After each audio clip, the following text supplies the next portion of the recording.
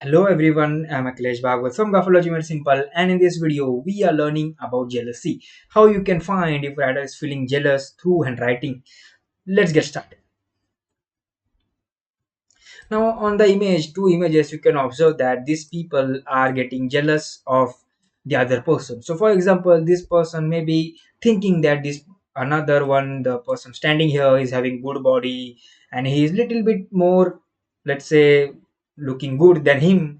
Or here you can observe that she is thinking that he may be having more girls, or he talking to someone she don't know, right? So they are getting a little bit jealous about some other person, and these are the writers who have that trait. Now you may ask, why are they this much jealous? Well, the reason behind that is that they are little bit possessive of what they have. So let's say, for example, these two people are in relationship. So in that particular relationship, the girl may be possessive of that boy, and because of that she is feeling jealous, right? So in another situation here, he may not be possessive of the other person, right? Yet in relationship it happens that rather is possessive of his or her significant other, and that is why they are feeling jealous. Now, how to find this trait? Let's find out.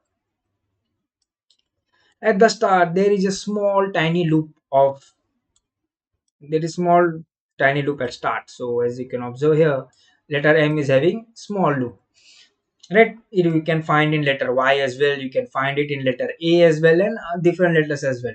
If anyone is having small loop, tiny loop in before at the start of the letter, then they fall in this category. Then they do feel jealous of others. Some people write letter I like here as well, so they have loop, then they write,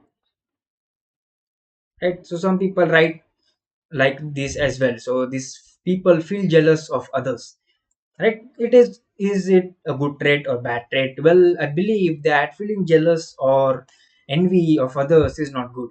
So it's better to avoid it. If you write like this, then just write in a normal manner and just go for it.